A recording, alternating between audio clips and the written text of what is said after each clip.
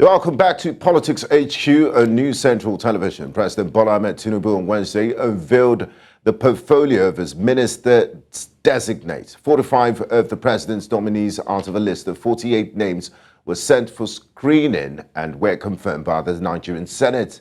The new ministers will be sworn in on the 21st of August, which is in a few days. Tonight on the program, we've been critically analyzing the portfolios assigned to the ministers-designate and what it means for the country.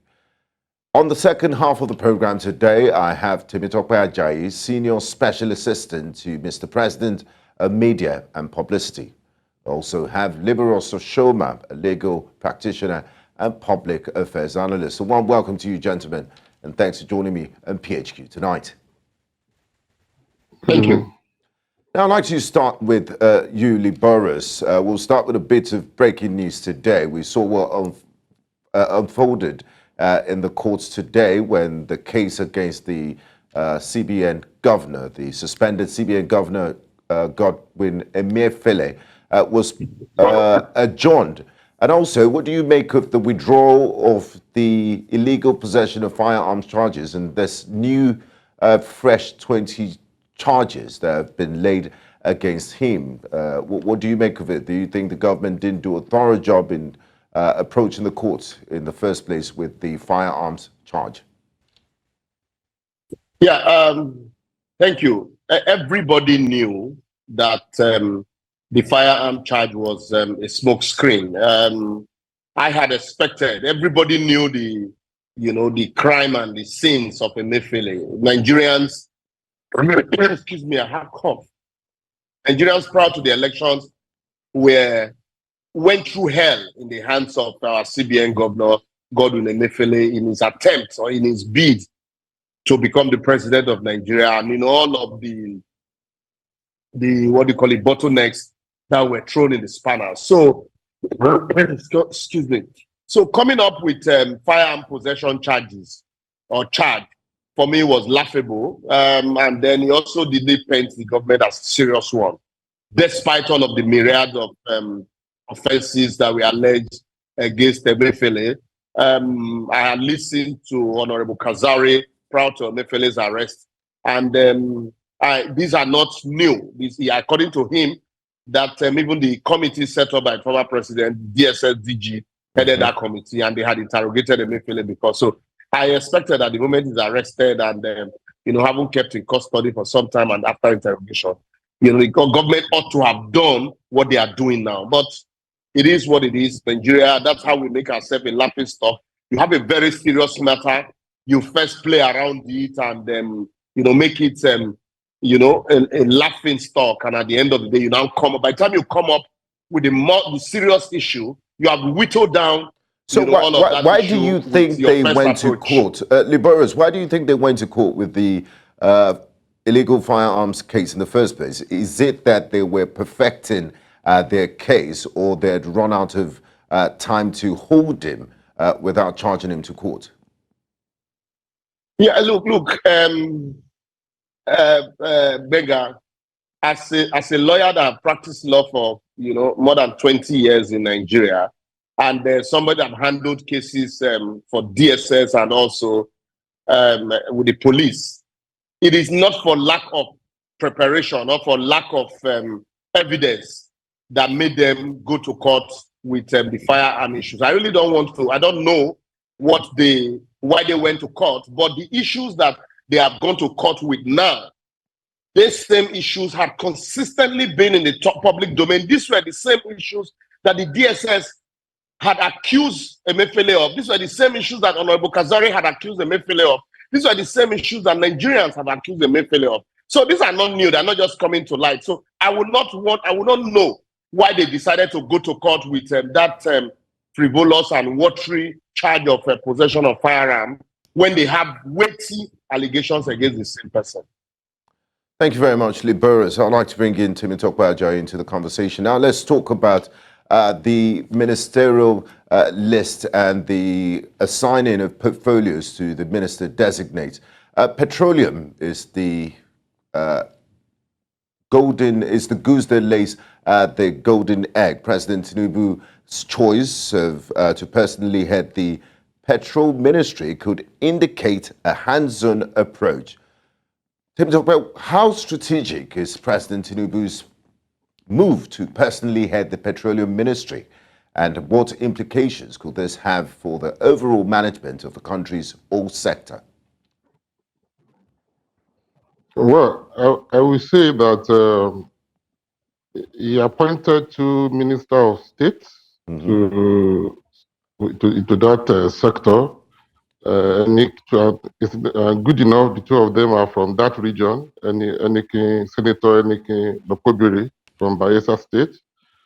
And if you also know that the president himself is an oil industry person, having worked with Mobil, and he has sufficient understanding of the entire industries and the goings on there. So I think keeping the portfolio himself shows that he wants to pay attention to that industry. And if you also you listen to him during the campaign, he's very passionate about how to revitalize and revamp the entire industry. During the campaign, he spoke about how to pipe gas from Nigeria to Europe so that we can expand our revenue frontier and we can compete favorably with Russia that the entire Europe depends on.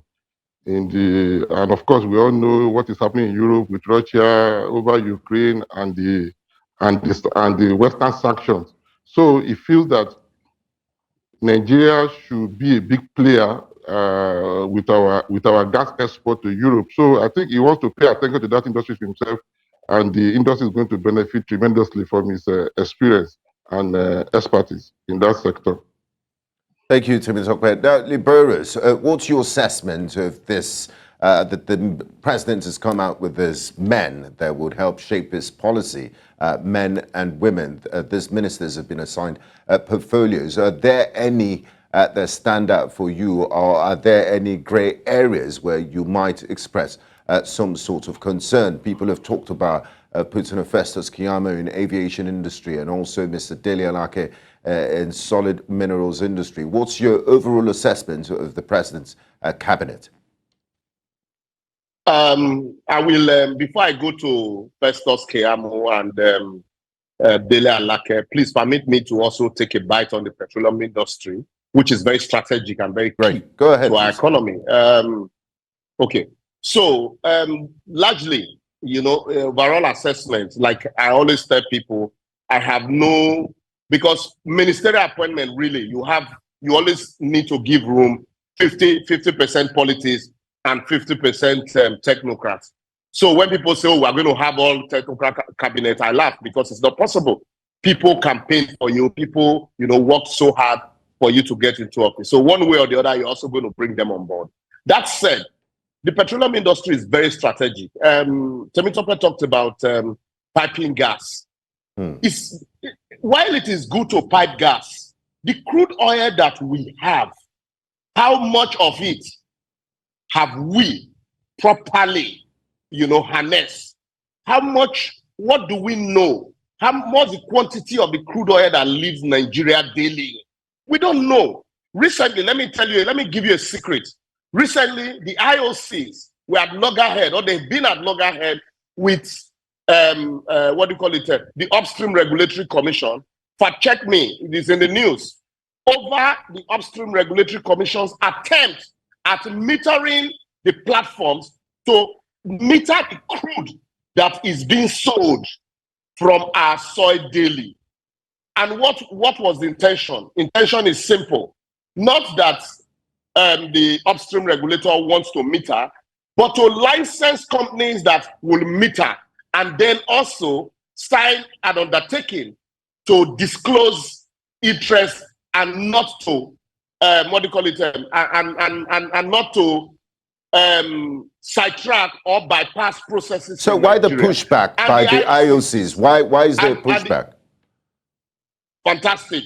You know why they push back? Because over time, they have been taken from Nigeria. Imagine you load crude from a platform, and then the DPRO, former DPRO, we now fly from here to the point of discharge to go and check the quantity, the output that you are offloading. And while, take for example, you are going from here to Paris, you can stop in London and offload some, stop in Switzerland and offload some, while the man in DPR is waiting in Paris for you to come offload, for him to assess the quantity that you took, when you can as well just meter from the that source crude here on the spot without having to travel. So all of these are issues that Mr. President needs to use his political power to push, to actually encourage these agencies, so that if we, if we plug these loopholes, at the end of the day, you don't even need to borrow much. NNPC, as I speak, why are we scared to conduct a forensic audit of the template, the pricing template of NNPC? Why are we not talking about, that's also where we can save money. Also, the refineries, we keep pumping money into refineries. In the last administration, just towards the tail end of the last administration, the then Minister for Petroleum, State for Petroleum, spent a whopping $1.5 billion to quick fix Kaduna and Warri. At the end of the day, yet the pipelines carrying crude from Niger Delta to Kaduna have been corroded. So if you quick fix the refinery, how do you get crude to those refineries to work? So these are the issues that I think, for me, it's not about criticizing, it's about giving suggestion to the government on area where they can make savings. And then for Attorney General, quickly, so that I can use the floor for Temitope, for the office of the Attorney General, the Minister for Information, and then the Festus Keyamo. Festus Keyamo has been in the cabinet for 4 years as a junior minister. So he definitely would have learned, what is obtainable. The ropes. We had an industry player in the aviation sector, and look at what he did with the Nigerian Air, and became a scandal. So Festus Keyamo is somebody Festus Keyamo is somebody I think, is a handsome person, and any position you give to him, is somebody that would deliver. And then for Lateef Fagbemi, that man is a core bar person. I listened to his screening, and one thing he said that gladdens my heart was the fact that EFCC needs to be unbundled. Do you know why every chairman of EFCC will consistently have problems? Because assets managed by EFCC, nobody is superintending or supervising or enforcing how those assets are managed. Why will EFCC be the only agency that will prosecute, they will arrest, they will determine when to prosecute, they will determine the offense, and yet recover assets and manage those assets? And like we say in law, power corrupts and absolute power corrupt absolutely. So that's why I think Lateef Fagbemi is very strategic. Dele Alake has been in information all his life, right from when I knew him in Concord newspaper till date. But I think the president, being his key man, he probably wants him, to try somewhere else where the president probably wants to deliver. So for those, like I said, you have 50%, politics, and then you also expect 50%, technocracy. So by and large, give or take, ours is to, set agenda for them and then watch them deliver. If they don't deliver, we begin to give them knocks. Fantastic. Thank you, Liborous. Now, Temitope Ajayi, before we wrap up, lastly, the president's decision to hold a ministerial retreat before the swearing-in ceremony is noteworthy. What objectives might this retreat aim to achieve, and how might it set the tone for the new administration's priorities and governance approach? Of course, like you have rightly said, retreat is to set agenda for and to onboard the incoming ministers. Portfolios have been allocated to the ministers now. So most of them are new to government, some of them are not new. So you need to, the importance of the retreat is it's an induction to help them, prepare them for office, and to also make them understand the whole idea of the Renew Hope agenda of the president and how they are going to commit to those ideas and the programs that are priorities for the president. So the retreat is to prepare ground for them to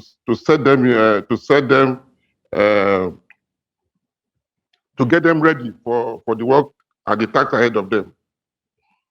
Thank you very much, gentlemen. I'm afraid we've come to the end of today's program. I'd like to say thank you to you, Temitope Ajayi, Senior Special Assistant to the President on Media and Publicity, and of course to Liborous Oshoma, who's not a stranger on the program, legal practitioner and public affairs analyst. It was a pleasure speaking to you both. I do appreciate your time and your insights. Thank you. Thank you.